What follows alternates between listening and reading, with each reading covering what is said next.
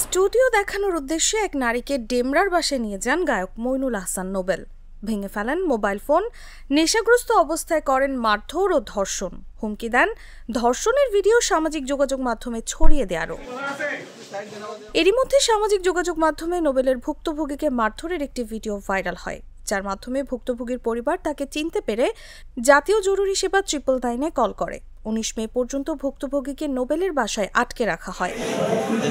মামলাটি তদন্তকালে ঘটনাস্থলের সিসি ক্যামেরার ফুটেজ বিশ্লেষণ ও প্রযুক্তির সহায়তায় ঘটনার সঙ্গে জড়িত নোবেলকে সোমবার দিনগত রাত 1:50-এর দিকে ডেমরা থানাধীন স্টাফ কোয়ার্টার এলাকা থেকে গ্রেফতার করা হয়।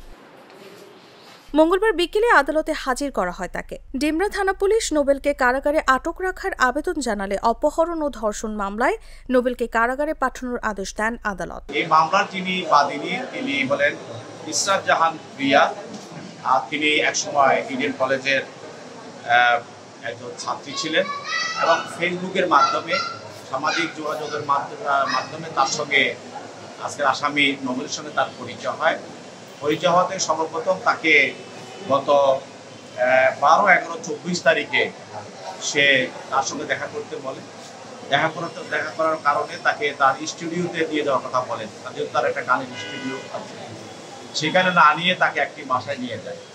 নিয়ে তাকে বিভিন্ন ধরনের তার সঙ্গে শারীরিক সম্পর্ক করে এবং তার বিভিন্ন ধরনের বিভিন্ন ধরনের ছবি বা সে কানেক্ট করে রাখে। কিন্তু আমরা এও বলেছি, আদালতও বলেছে, যদি আপনাদের এই ধরনের কাগজপত্র থাকে তাহলে আদালতে প্রডিউস করেন। তো ওনারা এই ধরনের কোনো কাগজপত্র, তার সঙ্গে তার কাবিননামা অথবা সে যে প্রেগনেন্ট, এই বিষয়ে কোনো কাগজপত্র তারা আদালতে উপস্থাপন করতে পারে নাই। এবং তাকে যখন 999-এর টেলিফোন করে তাকে যখন আটক করা হয়, তখনও তো সে পুলিশের কাছে বলতে পারতো সে আমার স্ত্রী, আমার কাগজপত্র আছে এবং তার সে প্রেগনেন্ট, এইসব কাজ তো সে করতে পারে, কিন্তু সেখানেও সে তো করতে পারেনি। অতএব আজকের মধ্যে আমরা বলতে পারি তার এইসব বক্তব্যগুলি তাদের তৈরি করা এবং এটার কোনো সত্যতা নাই। আদালত এই ধরনের কোনো বক্তব্য তাদের সত্যতা পায় নাই যে সে তার স্ত্রী বা সে গর্ভবতী। যদিও নোবেলের আইনজীবীর দাবি নোবেলের স্ত্রী ধর্ষণের মিথ্যা মামলা করেছেন। আমরা বিয়ের কাগজপত্র আজকে দাখিল করতে পারিনি, কারণ ইনস্ট্যান্ট আসামিকে ধরে নিয়ে আসলে আমরা যোগাযোগ না করতে পারি এবং কাবিননামা সংগ্রহ করতে না পারে আমরা দাখিল করতে পারিনি।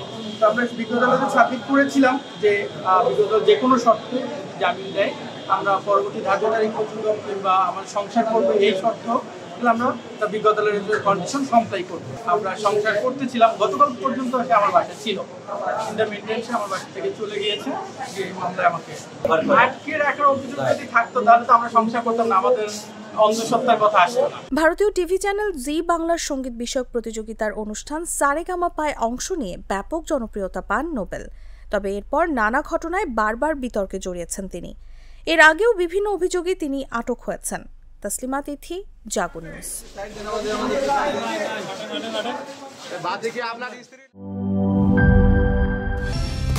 কালার এক্সপার্ট, জর্জ স্যাপ এবং মাইল্ড অন হ্যান্ডস টেকনোলজি সমৃদ্ধ অরিক্স ক্রিস্টাল ওয়াশ আপনার লন্ড্রি এক্সপার্ট।